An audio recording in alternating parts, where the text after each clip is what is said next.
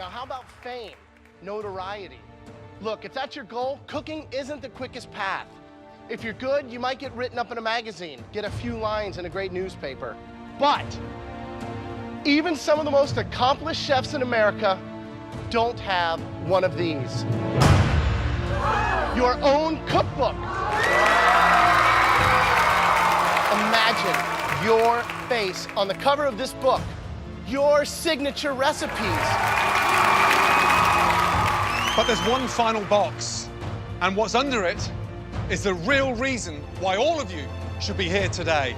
This is the key to the reality of your dreams.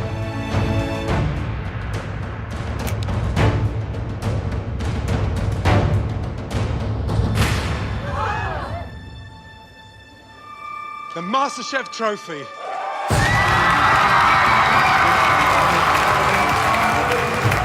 We care about one thing, and one thing only: what you put on the plate. If it's subpar, you're going home. If it's extraordinary, you'll get one of these: a